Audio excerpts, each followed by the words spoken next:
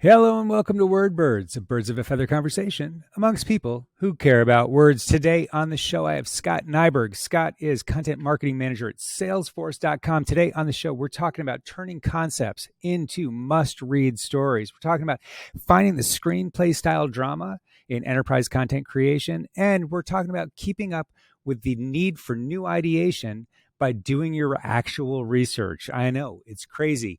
Let's sit back and get some insight from the fly.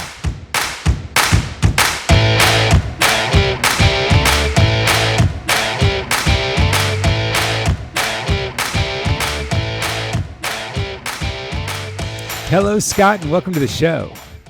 Thanks, Chris. Good to be here. Thanks for the invite. Excited to have you here. Let's go ahead and jump right into the quick fire. That's usually a good way to start this conversation. Amazing content is...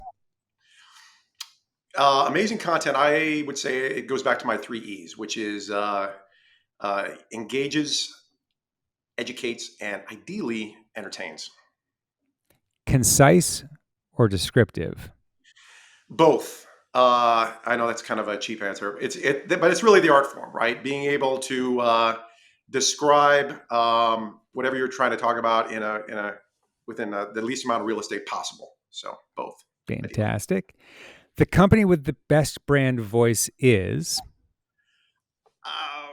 At the risk of sounding not impartial, I'm going to go with Salesforce. That's where I currently work. And what's awesome about Salesforce is they've got a very customer focused approach. They're all about the customer. Their voice speaks to that. It's very human. And at the end of the day, they make it very clear that they're all about solving customer problems. And it's not just the blogs they write or the videos that they create. It's other messaging too, like specifically how they're devoted to investing in new technology like AI that will help solve customers' problems, and they're very vocal about that. And I think customers appreciate it because at the end of the day, they do want their problem solved. I would normally call a foul on saying your own company, but you know what? I agree with you. I think Salesforce is very differentiated in the space and has been since, when was it, 2003-4 timeframe when all of this started? Yeah. So Another brand I really admire. I wasn't sure if I was going to bring this up or not, but Salesforce would be my number one. Another one would be probably Disney. And the reason I like Disney so much is they've really mastered the art form of trailers. And trailers have been good in the past, and some are better than others. But what they're able to do is tell a very concise story, almost a beginning, middle, and end, without giving anything of the plot away, but still creating a kind of like a cliffhanger at the end that is gripping, right? That makes you want to watch that movie. And then when you watch the film, maybe it lived up to your expectations, but maybe it didn't. But still, I still find myself going back to watch the trailer even after I've seen the movie, whether I particularly liked it or not. More often than not, I do, but I do like it. But another thing they do really well are movie posters. So I kind of collect movie posters. I've got one of those light up movie poster frames in my office, which is really cool. And, at the end of the day, I'm buying ads, right, for something that hasn't come out yet. And so that's what really connects. The posters really connect with me as well. what's in the frame right now? What's that? What's in the frame right now? Guardians of the Galaxy Volume 3. Fair enough. And before that, I had Doctor Strange in the Multiverse of Madness. And here's why that poster's so great. And I don't know if you know anything about the Marvel lore, but what was interesting about that is that the poster design, it was like the teaser, and it's got this glass breaking up into a million different pieces. And if you look close, you can see kernels of information. And this is the genius of Marvel. They leave kernels of information on the pieces of glass, or mirror rather, making your mind wonder what that information means, right? And how they interlock to tell that story. And so it makes the audience guess. And I think if you create that mystery, then you get them hooked. And I was the first person in line that day, so all good. Fantastic. Best piece of content advice? Yeah. Never stop innovating. Discover new ways to tell your story, and ultimately be relatable to your audience. And what do I mean by that? Well, your audience wants their problems to be solved. Everyone's got a problem, right? And by kind of articulating or telling back what you think the problem is, that allows the audience to kind of have their aha moment and say, you know what, this person gets me. My eyes are going to keep moving down the page. And when I'm creating content, I always, Yeah, great question. I always introduce the problem in the lead. My job as a writer is to get the eyes moving down the page. So I want to hook you in the lead, and then with the problem, and then ideally link to that problem somewhere in the news, right? Something that backs up the messaging I'm trying to share. And then once I have you kind of in the lead, once I've kind of got my hooks in you, then hopefully your eyes will get down, moving down the page, and you'll learn more about the solution, right? Which is basically the second half of the article. fantastic. Now, I want to take a step back. We talked about the best brand voice, one of the best brand voices being Disney, and specifically to movie trailers, movie posters. I feel like that plays a bigger role in the way that you work than you're leading with. What I know about you is that when you're setting out to design content, you're thinking in terms of a screenwriter. Tell me a little bit Mhm. about that. Yeah, so screenwriting was kind of a hobby I had a long time ago, maybe 10, 15 years, something like that. And I went through boot camp training, right? I bought all the books and I put myself through the courses and I hired a mentor and I did the whole thing. So there's some people that say they write screenplays and there's some people that actually write screenplays, right? They know how to do it. And there's a whole architecture about it. And so when I did it, I went all in and, came fairly close to getting produced, which was pretty cool. But the biggest takeaway was that, I had fun doing it. It's part of my past. It was fun, but it gave me kind of new tools to help with my screenwriting or help with my writing craft and my content creation. Whether it could be anything, right? It could be a blog, it could be a video, um, and at the end of the day, it's about the hero's journey, right? And what problem that the hero had to overcome in order to uh, uh, get things done. I just ran into this problem recently this week. Actually, it's funny you bring this up. Or last week, I had a blog and I'm writing this, and I get near the end and I realize uh, there's no drama, right? There's where I thought I had the problem nailed, but I realized that's not what audiences wanted. They wanted something more. And I was talking to my wife about it. She's like, "What do you mean?" And I said, imagine the movie Star Wars, right? But in but a Star Wars where Luke Skywalker never leaves Tatooine, right? It's like he works on the farm, he meets this old guy, and then the old guy who's like this wizard or something saves him from the Sand People, and then the movie's over, right? So, I mean, the Empire has got to be introduced. There has to be an inciting incident for him to leave, and get him off that planet to go eventually go blow up the Death Star and foil the Empire's plans. I mean, that's what's important.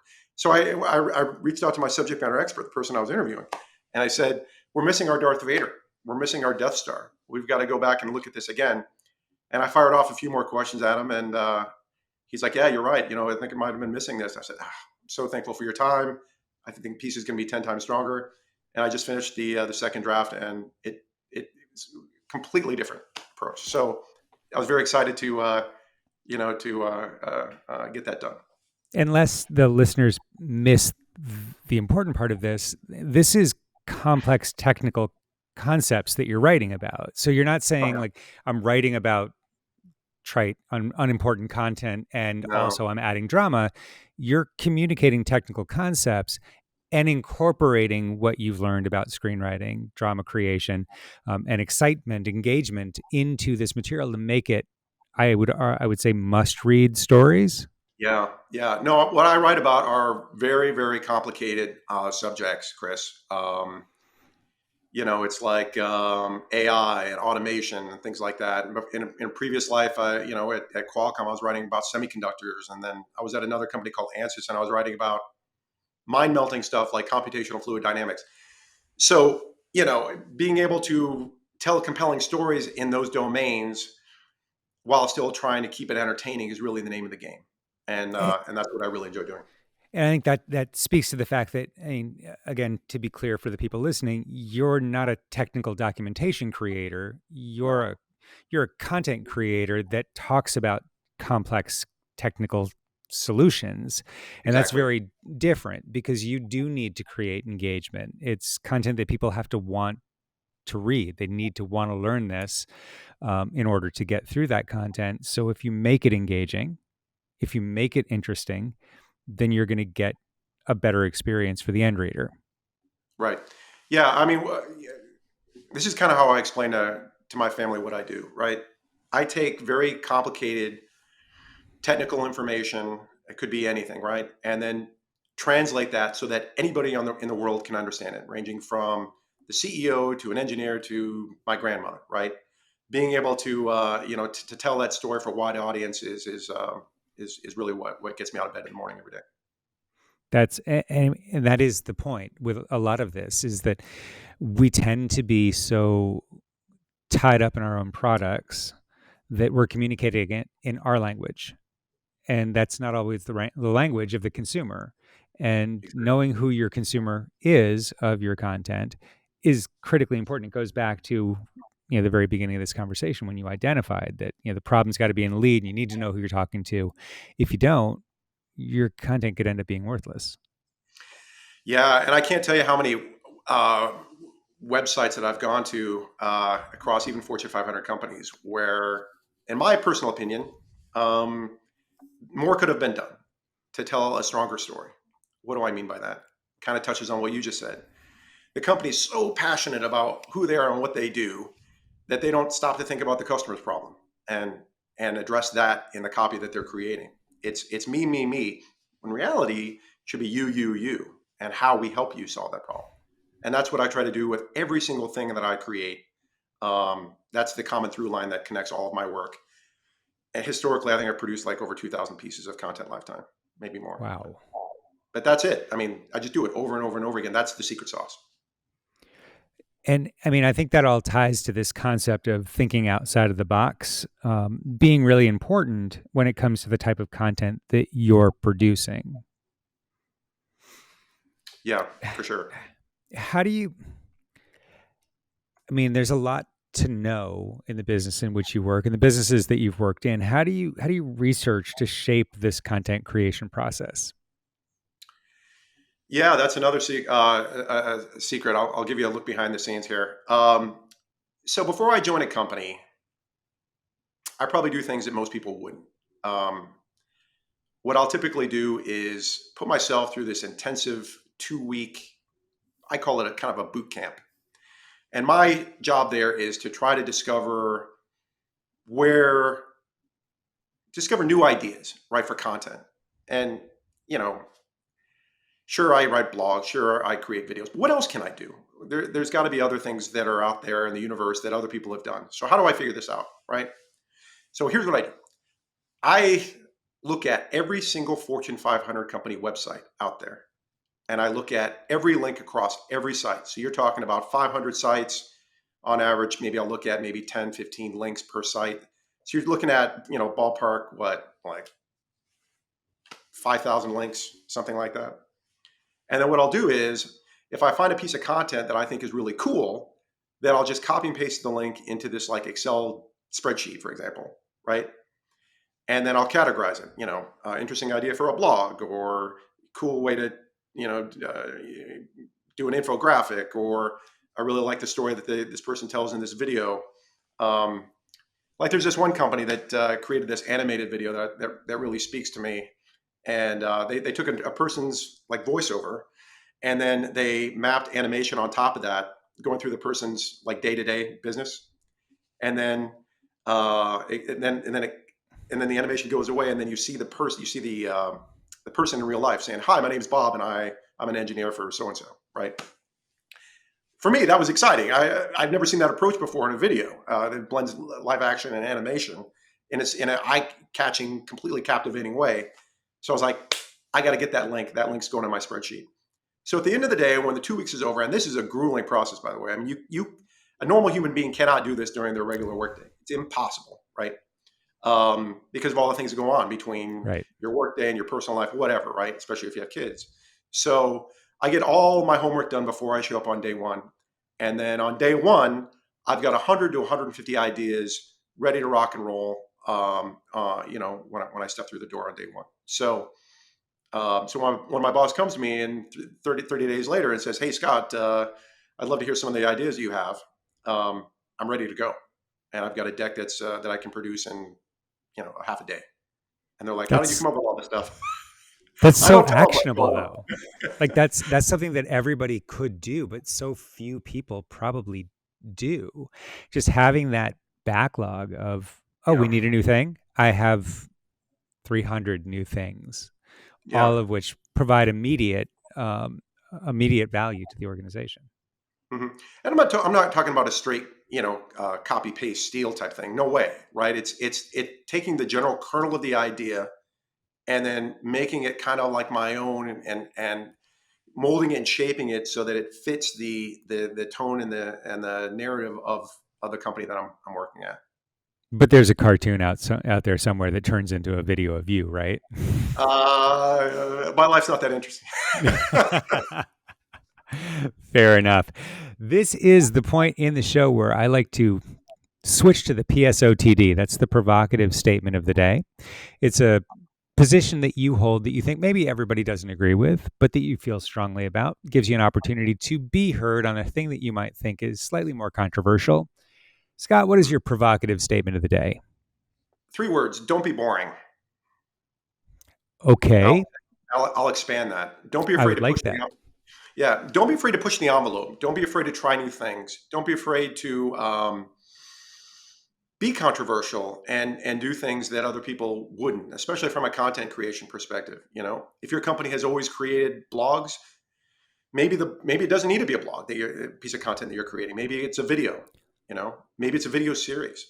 Maybe your video could be a blog series. I mean, think about different ways to tell your stories to educate, engage, and ideally entertain your audience. I like that. I mean, when I talk to my team, I say something very similar, but probably for very different reasons. Um, in my opinion, a successful piece of content in its first launch at a company roughly the size of mine might get 1,000 views out of our target market and target number of personas out there of 100,000. That's So good. we've covered a very small percentage with this. If it works, fantastic. If it doesn't work, only 1,000 people saw it, so it's not that big a deal. Try things, because the best things that happen are the things that you didn't expect. Mhm. My most successful, I say my, like I had anything to do with it, the most successful blog article I've ever been involved with at a company was in, I guess it was probably the middle 2000s, when an intern from Northeastern University wrote a blog article about why enterprise mobility is like the game Angry Birds. Hmm. We didn't ask her to do it. She just said, I have a neat idea. I've been playing this game and I work here and I think I can tie these two things together. And it went viral and got like 1 million reads. We would never have greenlit that. Like, that's, you want to do what? No, that seems no.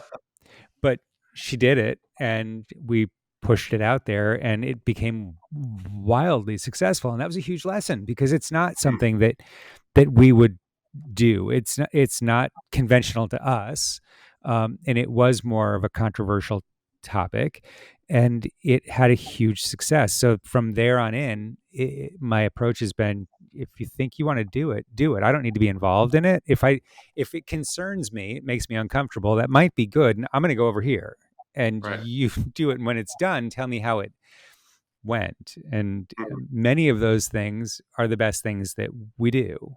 Sometimes they're not that great, but most of the time, it's where the amazing things happen. That's cool. And I think that also, giving your content creators that kind of freedom and liberty inspires them to continue to think like that, right? To let them know that, you know, the shackles are off, and we welcome newness and creativity. I think more often than not, some people might feel inhibited by that. Well, maybe my boss doesn't want me to do it, or for whatever reason. Shake those shackles off and run. That's my motto. Every so often, just let it happen. So the Yeah. one that comes to mind, that was my favorite example of this, is my head of creative design one company ago said, I want to create a video. Oh, cool, Randall, you should definitely do that. I guess I should explain. And what the video was, he wanted to rent a dozen or more Volkswagen Bugs, antique Volkswagen Bugs, and a sign truck, and a drone pilot and create a parade around the Embarcadero area of San Francisco, filming from the ground in the sky, this sign truck followed with all these bugs. Our company was a mobile cloud testing company, and the campaign was "Don't let bugs get you down" Hmm. in all these cars. And I can't, everything about this makes me uncomfortable. Yeah. Yeah. But Sounds like, I'm yeah. going to go, and you have your meetings and you set this up, and I will see you in San Francisco. And I landed, and they drove me out to a parking lot at a grocery store in Oakland. And I'll tell you, Scott, sign trucks are bigger than you think they are, Hmm. especially when your brand is on it. I mean, I was thinking the back of a U-Haul, and this thing was humongous. And they put me in a Volkswagen that we had rented. We had a Volkswagen club come, Hmm. all these folks with their families, and they spent the day with us driving around San Francisco. And we collected all of this video from the street and from the drones and turned it into this concept video that we used both for marketing and for ABM. It turned out to be, from an ABM standpoint, a wild success. But also, that was the day that we learned that if you hire an unlicensed drone pilot with a face Yeah. tattoo, it's likely that he's going to fly his drone into the side of a building. Oh no. But that's what happens when you just let it go. Yeah. Yeah. The FAA didn't come after you, did they? Not in time to catch me before I got on my airplane and flew back to Massachusetts. So no, but that was a very real concern. Again, unlicensed drone. What Yeah. are you going to do? Right. Yeah. Excellent, That's perfect. Scott. That's a perfect example of pushing the envelope. So yeah, It that was cool. is, and I think that's what I've taken away from you is that the way that you look at things, and the way that you create, and the way that you take risks, is really driving the way that content marketing is happening inside companies like Salesforce. More companies need to think like this, and that's really exciting. So thank you for coming on the show, and I will be excited to see you back here again really soon. Thanks, Chris. Thanks for listening to WordBirds. WordBirds is hosted by Chris Willis, produced by Charlotte Baxter Reed, and brought to you by Acrolinks. For more information on Acrolinks, visit www.acrolinks.com.